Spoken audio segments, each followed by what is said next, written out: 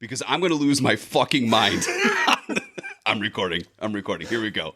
How many times do I need to walk into a bar and fucking Take It Easy by the worst band in the history of the world, the Eagles, is being played by 4 dudes sitting in the corner covering this fucking song for the 19,000th time. And they're loving it. They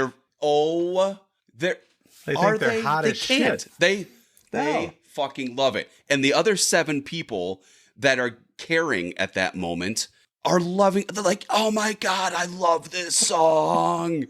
Take it easy. Take it easy. Fucking, the door didn't have a chance to close before I'm back out of that bar looking for something else to go do with my time. Oh, that's funny. The 1970s rock cover band. So we should book them for your birthday party. It's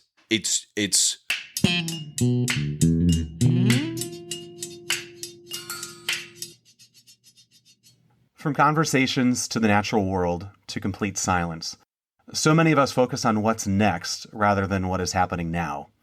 I'm Listening is a podcast that dissects the importance of listening.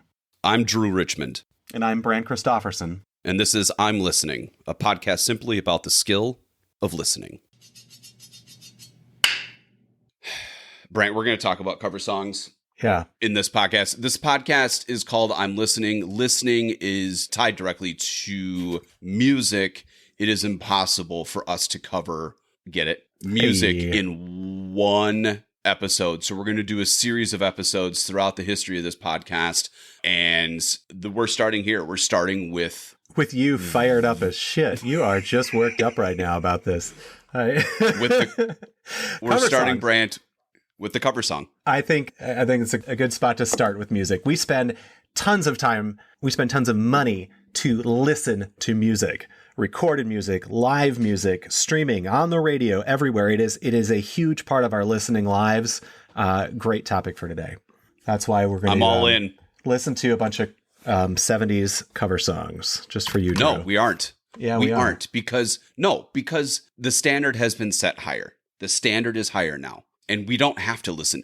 We had to listen to the original growing up, which is why I just can't handle it anymore, which is why my head explodes when other people try to play it.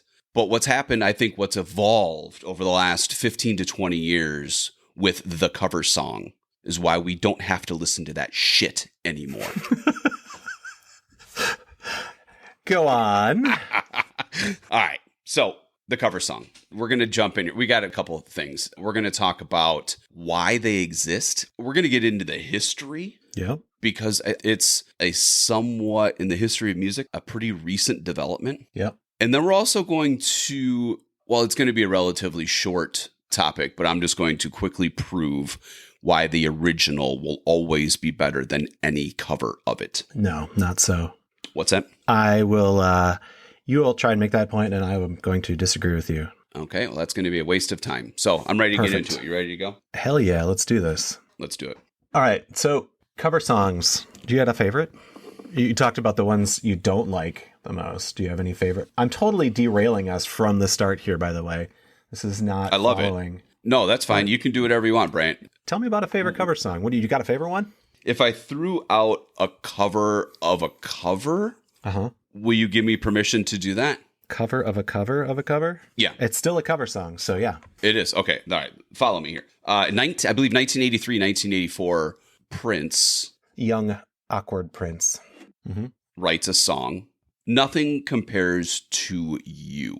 Written by Prince, but released the Family Funk Band. That's his. Yes. So, but it was on their studio album, The Family. Yeah. The demo was recorded in 84. It gets released in 85. So it hangs out into a very little world until Sinead O'Connor. Yes. Sinead O'Connor comes into the world. Now, it was my understanding until we did a little bit of research here that Sinead O'Connor, I thought it was her song only for about 25 years. I thought it was her song until you told me that it was written by Prince. So she records it and makes it extremely famous. This is in the early 90s. Yeah. It literally puts her on the international map. Nothing compares to you. So now I think that she has this great song up until 25, well, maybe even 30 years later. And it's like, no, man, that was a Prince song. I was like, oh, okay. And then before his passing, Chris Cornell does what I'll call an acoustic. It's cello and him on an acoustic guitar. This is the cover of the cover. This is what you're talking about. This is the cover. One of my favorite cover songs of all time is Chris Cornell doing Nothing Compares to You in the style of Sinead O'Connor, who covered the Family song. Got it. So, okay. Chris Cornell covers Sinead O'Connor, who covered Prince. God rest all of their souls. Wow. Yeah, good call. Wow. Yeah. Maybe nobody else should cover that song anymore. What about you, Brant? Favorite cover song of all time? Of all time, I'm bad with absolutes. So a couple of years ago, when Wilco came out with their Cruel Country album, where it's a very country sound to it, they recorded a couple Beatles songs. And they did a version of Don't Let Me Down by the Beatles that is a country version. And the guitar licks on that give it that twang that just twists the song completely. And I love that cover. So Don't Let Me Down by the Beatles, covered by Wilco in a very country style.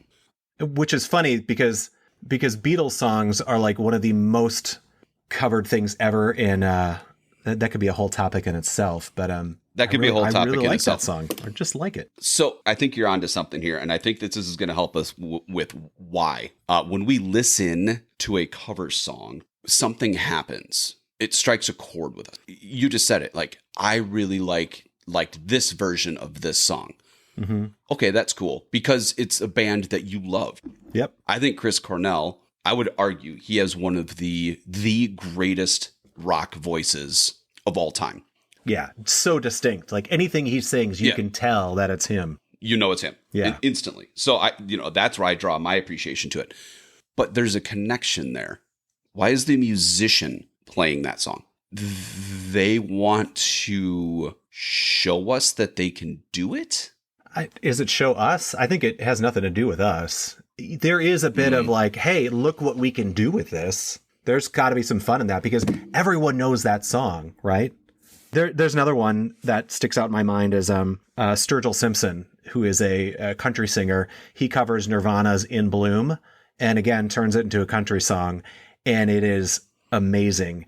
Again, same thing, right? He probably grew up listening to Nirvana and like he puts it on his album and he's probably thinking, I don't know this guy, right? I'm just trying to interpret here that he's like, I've got a different flavor of this.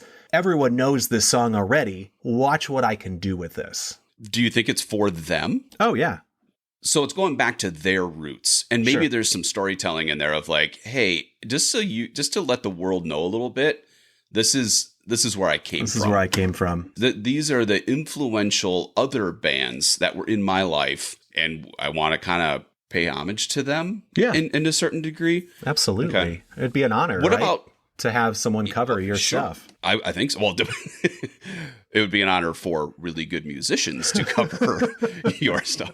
It is not an honor for that band in that bar playing that fucking Eagles song for the 27,000th time. I don't think that's an honor. I think it's not only, the kind of sharing that story of this is where we came from and this had high influence on me, but it's also for us as the listener of that cover song. I'm going back to my Chris Cornell and Sinead O'Connor. I was not aware or in tune with the Prince version. Chris sang it exceptionally well and the music behind it, the whole thing. But what it brought back to me was the early 90s. And I can't help but have that nostalgic feeling of listening to what I thought was the original, but the Sinead O'Connor version of it. It brought back that nostalgic feeling. Yes. They're performing it for themselves, sharing that story. But as the listener, it brings you back to a certain time because the song has already existed. So you're being brought back to the 80s or the 70s or whatever it is, the 90s. I'm going to go back to your point of relatability. Relatability in the sense of, okay, so you've got two artists that you really like. You like Sinead O'Connor and that song, Nothing Compares to You. You like Chris Cornell. So you've already liked those two things. When Chris Cornell says, hey, I want to cover this song because I like it, and now you as the listener goes, wait a minute, I like that song too. This is amazing. There is a connection there between the two, between you, the listener, and him, the artist, going, hey, we are on the same page. We are cut from a similar cloth. That makes you feel more connected to him because he chose to cover that song. That's it. Right? There's that relatability. Oh, Chris liked the same things that I do. Yeah. We have a connection.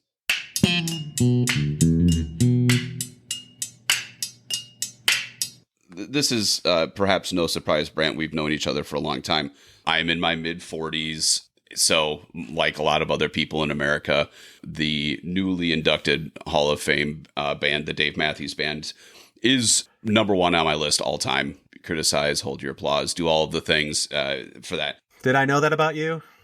No, probably not. No, never. Not. Never knew Newsflash. that. Probably one of the first things I knew about you. But anyway. Newsflash. A bit obsessed is a strong word, and it fits. It fits. So only after, I think we're rapidly approaching 30 years now of me listening to this band, which is crazy to say. One of their staple songs, not even in the cover world, but one of their staple songs it still is. They just wrapped up a show recently with All Along the Watchtower. Ah, yeah. They've been playing that song in all of their existence, a cover song. Yeah. To me, the first couple times I heard it, I went, oh, wow, this song's really cool. And then I was informed in the 90s that this was a Jimi Hendrix cover. And their style somewhat matches that Jimi Hendrix style. And then I went, oh, that's really cool. And then found out shortly thereafter that Jimi Hendrix covered that song.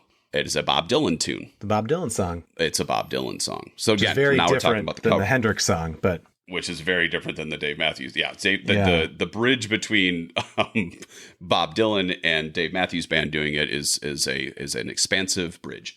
But anyway, so it's again another cover of a cover of a cover of a cover. But man, just why are they sharing that with me? Well, to me, I have no connection to the original. Yeah. I had no connection for admittingly too long of a time frame that I knew that it was a Bob Dylan tune. Yeah. But they created a new experience for me. Yeah. I thought that was their song, and I really liked it. And they play it, and they so much so that they wrap up. I would say that's probably the number one song that they end their shows with over their history of their live performances.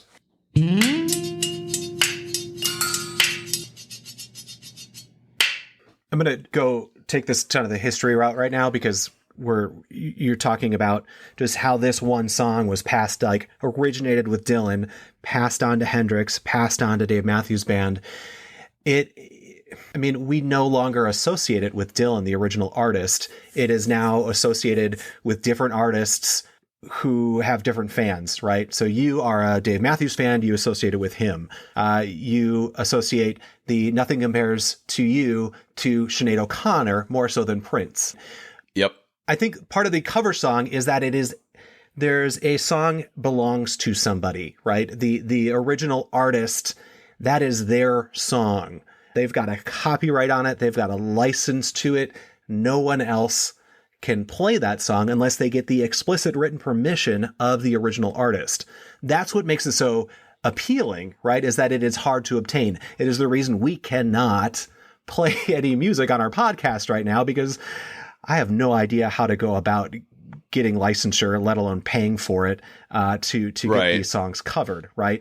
So there's because somebody else owns them. Someone else owns them. There's a proprietary piece to having a song. Let's rewind. As a pun. You get it? Rewind. Yeah. We'll cut that one out. Say it again. Let's rewind. Oh, God. Say it again. Let's rewind. Yeah. That was contrived. Okay. I deserve that.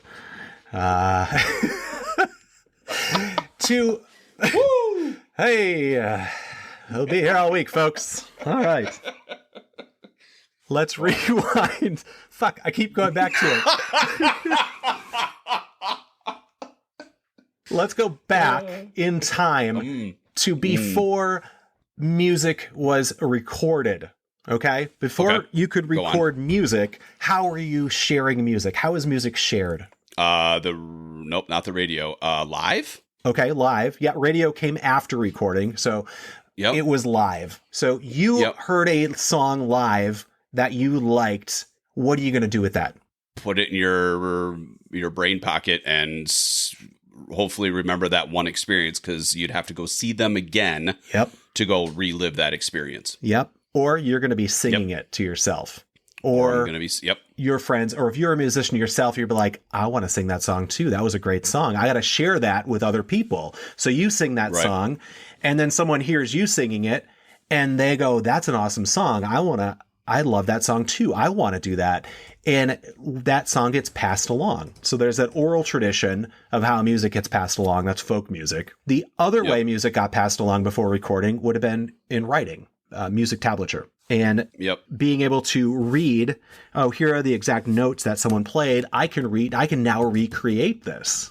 So music was passed along that way. I'm going to go all over the place here, but I think the recording industry, once we were able to record music, and once we were able to start broadcasting music, now there's going to be a little bit of, hey, wait a minute, that's my song. Because I can get it to tons more people now. People can hear my same song over and over and over and over again on repeat. There's a more likely chance that someone's going to want to cover it or take it or make money off of it, because they could also record it and they could also broadcast it. So we've got to be able to protect that somehow. Copyright law comes into play. Sure. I'm going to protect my assets so no one else can make money off of this. So I'm going to protect it in a way. I think that is what makes the cover song unique. Time frame wise, we're talking here that, radio broadcast of music becomes popular in the 20s, 30s, 40s. Yep. You start recording music. I mean, you can find archival recordings of music going back in the late 1800s, but we're talking for our conversation, for the sake of, rock and roll and recording and those sorts of things, we're talking the 40s, 50s, 30s, 40s, 50s, something to that extent. Copyright laws, in terms of you need permission to potentially make money off of this recording, is when? Is that the 70s? 60s, 70s? Copyright, this is weird. I would love to learn more about the recording industry before federal copyright law came into place. Oh, interesting. 1972, is when there's a federal copyright law put into place. So now things are federally copyrighted. And that is going to start to change how music is categorized or protected. Sure. So now the cover song's been around for a really long time, but now you have to ask permission to do it. Yeah. And that's the 70s, 80s till today. Yeah. And will be forever. And I'd imagine that every hour that goes by from this point moving forward, it'll be more complex. Copyright law was simpler yesterday than it is today. It's global now. It'll be that way forever, just because of how complex with social media and YouTube and everybody having exposure to every song ever, all those things, streaming, all that stuff is even more complex. It was simpler yesterday than it is today. It'll continue to do so for all of eternity. You bring this into social media now, and it was just yesterday. I just heard this on the news this morning that Universal Music artists are now going to be able to. They've signed a deal to be used on TikTok again. You know how there's TikTok videos, you can put whatever soundtrack you want behind it. It's because they've got endorsement from that record label saying, yes, you can use this song, but there needs to be an agreement on how this gets used, so whoever owns the song can get compensated for it. So for a while, if you wanted to use a Billie Eilish song on your background, you weren't able to do that because Universal Music said, whoa, that's our music. You can't do that. They just struck a deal with them. So now you can do that. So now her music can be shared that way, or whoever else is on their label.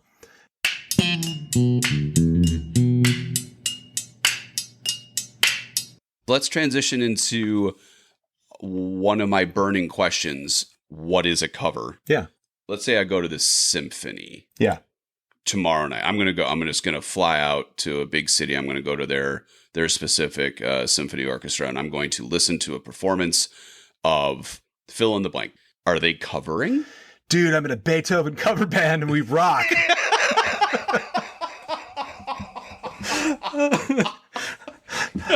Hey man, what are you in? Oh, dude, I'm just just dabbling around in some Chopin. Is it a cover band? Are they ultimately just a really fancy cover band? That's all classical orchestras do. I mean, there's probably new composers out there. I'm just illiterate in that world. I don't know if any orchestra is considered a cover band. I think they are.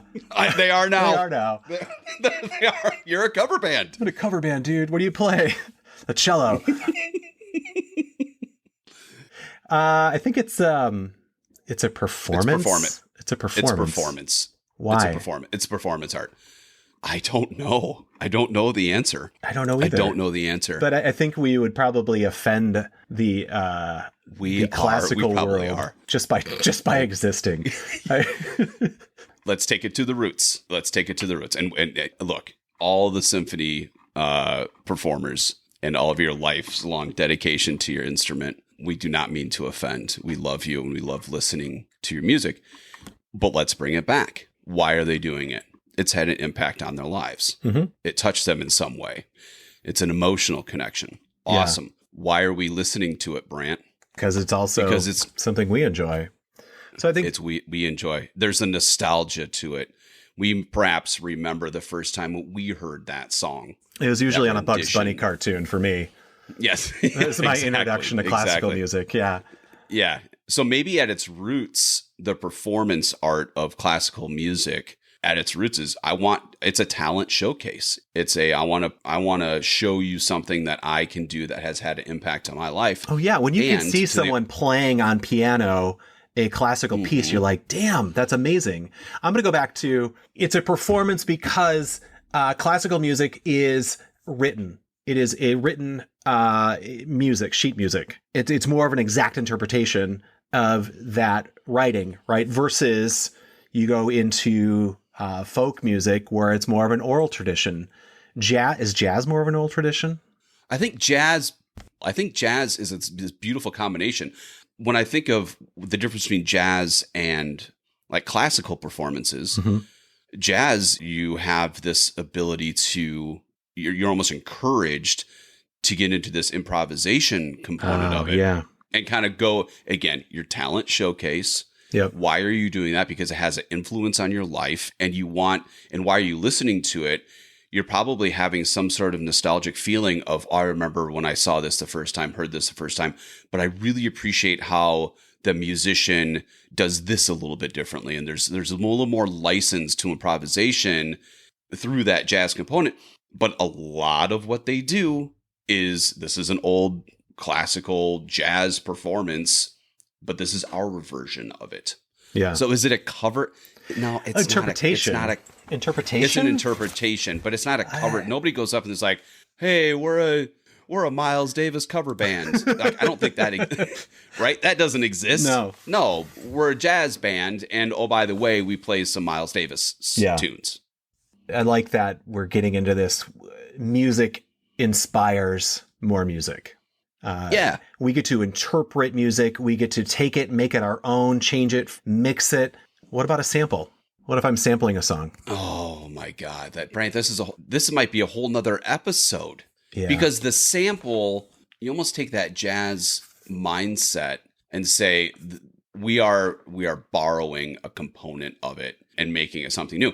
I think what it's also doing, though, going back to these roots of the cover, it's an influential component. There's likely something that it struck a chord with them from their early childhood or their musical development days. Yep. And they want to draw back to this somewhat nostalgic component. Or it just sounded really cool, so fuck it, we'll just play it, and then I bet you I can do something with it.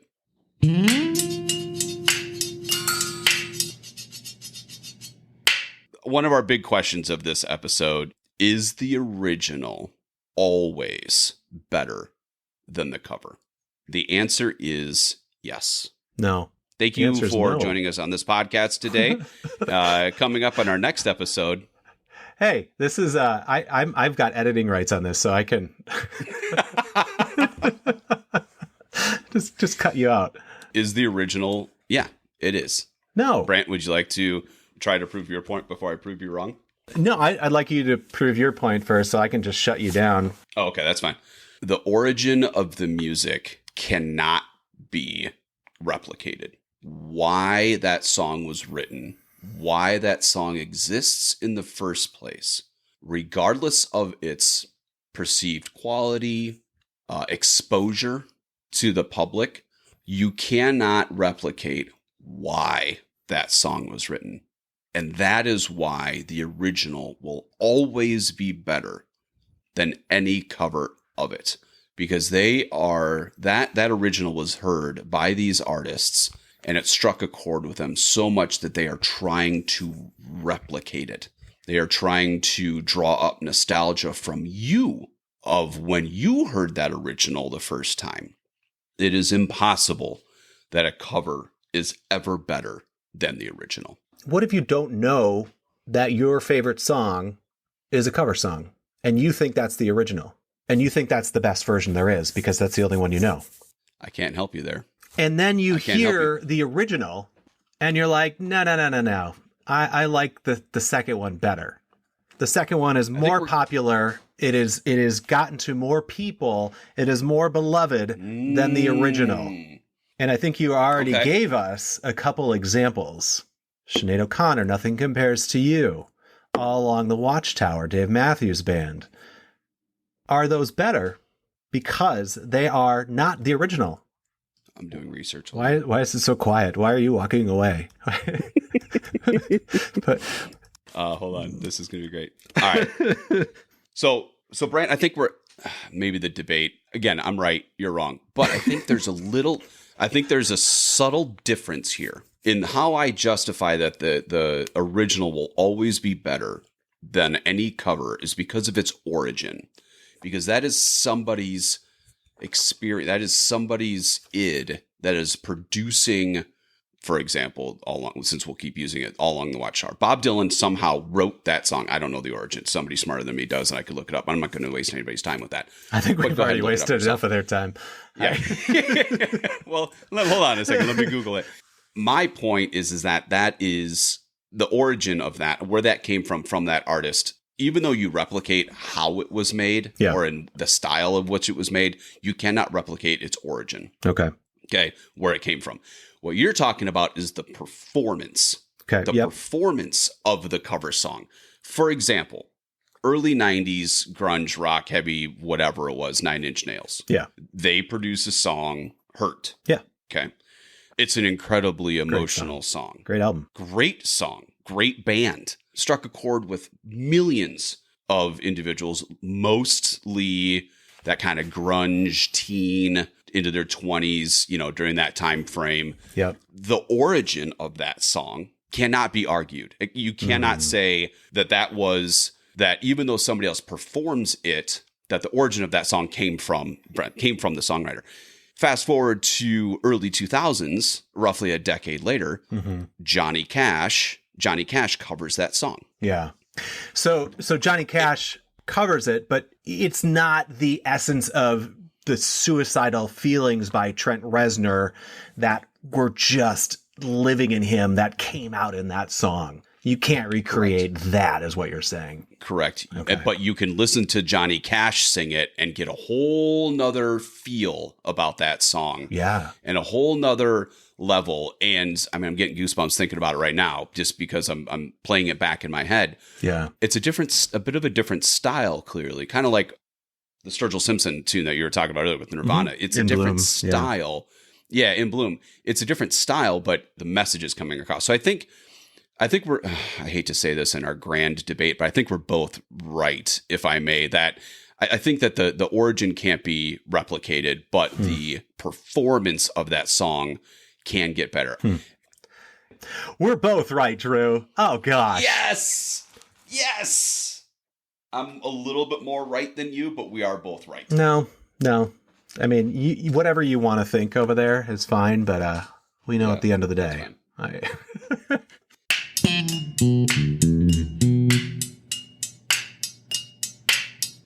we didn't even get into this, and maybe this can fit in there somehow. What did we miss? Okay, so we talk, in a lot of the bands that we were just talking about, there's a lyrical component. Yeah. There's a band out there, Fade to Bluegrass, that is a Metallica cover band, but with bluegrass instruments. Yeah. So we're looking at the genre jumping. Again, it's been a while, but they came out with the help of the internet, of course. Sure. Wild success of quite a few years ago. Obviously paying homage to a great band, Metallica, Fade to Black. I don't think there's any lyrics. It's all musical performance, but they cover Metallica songs, and they do it as a cover band, and I don't know, pretty cool. And then here's another little tidbit, and maybe we'll just bring it back to the Eagles. I'm sorry if I've take it easy. Take it easy. I need you. Don't let the sound of your own wheels drive you. Why'd you hang up on me? I need you to take it easy there, mister. Okay. Look. Lighten up, but you still can. Even try to understand. Stop it. Stop it. Look. Oh, this is really hard for me to hold back. There are musicians in the world. I have dabbled with instruments throughout my life as a hobbyist. What do? Very few of us pick up the guitar or sit down at a piano and just start writing our own music. We typically go, that sounds really cool. Yeah. I want to learn how to play that. Yeah. I want to be able to mimic that. Yep. Some of us are very, very talented musicians, and we dedicate our lives to other people's music and covering that music. For you, that musician out there in that cover band, you're in a band. I've played in front of folks a couple of times in my life. No more thrilling experience. Really, really cool. But please, if you are in a 1970s rock cover band and you're in the corner bar and you're playing your music, do it. It hurts me to say it, but just you know what, man, and let it out. Let it out. If it's REO Speedwagon that people are going to sing along with, if it's that Eagles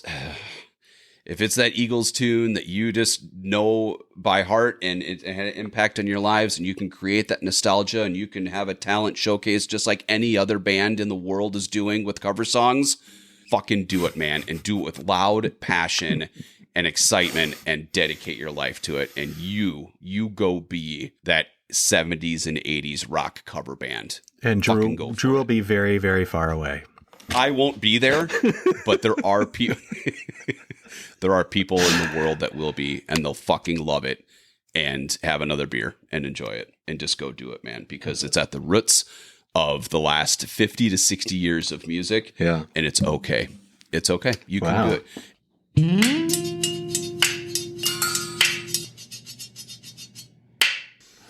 All right. The only other thing I don't think we talked about was Christmas music. Do you want to talk about Christmas music? No, I don't.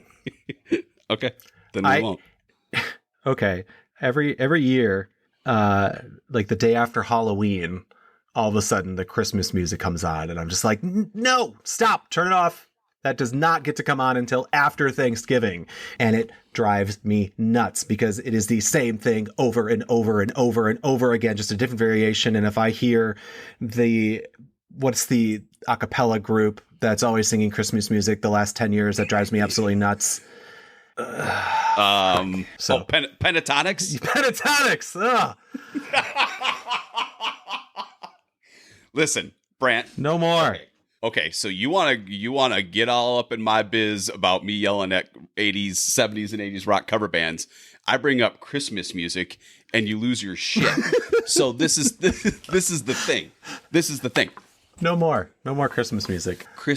No, this is a podcast about the cover song. And Christmas music is the number one covered genre of music in existence. And that's why it drives me so freaking crazy. Because it's the same songs. I think there's only 7 Christmas songs. There's only 7 of them, yeah. There's only 7 of them. But ever since the 60s, 70s, 80s, 90s, all the way through, we just listen to the same songs over and over and over again, produced and performed by different people.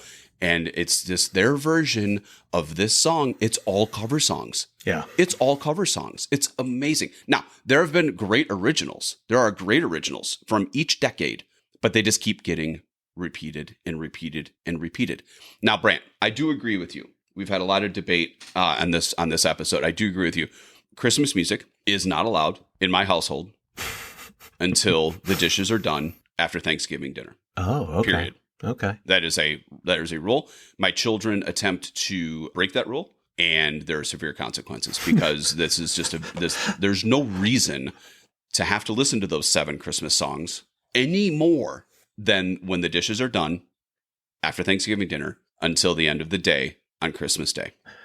Because if you listen to it more than that, you lose the appreciation. There is a finite amount of time. Is that the right word? There is a limited amount of time to appreciate Christmas music. And for those that work in Christmas stores and things like that, you're subject to this these 7 songs all the over time. and over again, 365 days out of the year. I'm sorry. I can't imagine. I'm sure there's coping mechanisms that you've created internally to deal with that sort of thing.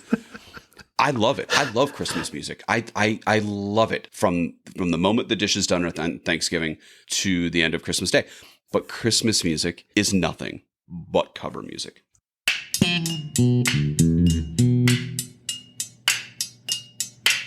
All right. I think we've exhausted our time here. We did. You want to recap? Yeah. In verse. Take it easy. Take it easy. Stop it. Stop. Okay, recap. I can't. My brain is fried after this. I cannot recap.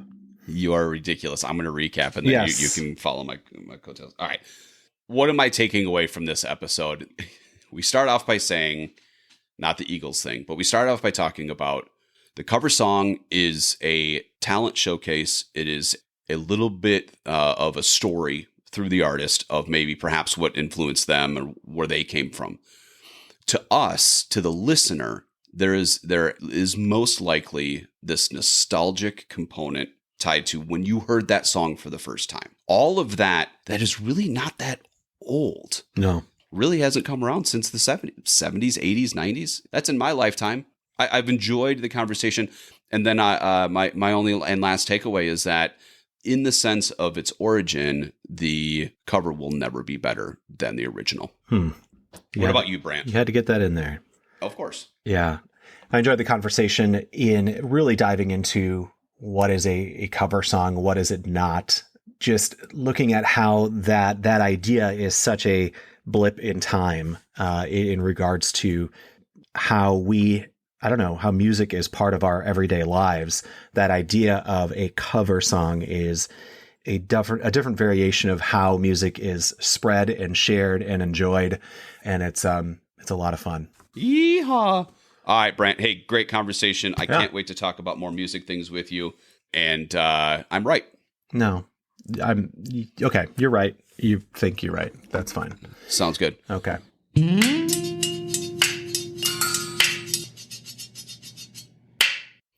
Hey, next week on the podcast, we're going to be talking about noise. Not just noise, but, noise. Yeah. Okay. Yeah, noise. Different types of noise. Noise is an industry. You talk about music as an industry. Noise is now an industry. There are machines. There are colors. Pink noise, white noise, every kind of brown noise. Brown noise. That's a different type of noise. But look, we're going to dive into that next. Is noise. Ew, we're going to dive into brown noise? That sounds fucking terrible. Oh, that would be... I don't want to do that. Oh, get your mind out of the toilet. I can't wait to hear noise, Brant, and I'm going to dive in this with you. We're in this together. We're All right. Figure out noise. Brown noise. Here we go. In the description of this podcast, you will find more information and a list of any of the sources that we used. This podcast is created and produced by Drew Richmond and Brant Christofferson. Editing by me, and the I'm Listening theme music by Drew. That's me. That's you. Brant, I will talk to you later, my friend. We'll see you next time. Yeehaw. Have a good one, Drew. Bye, Brant.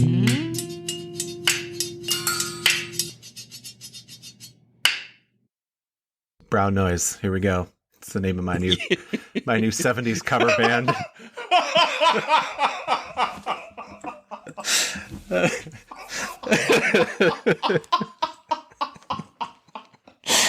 Oh, fuck. That's a wrap. Oh, man. All right. I'm going to stop recording And now. stop.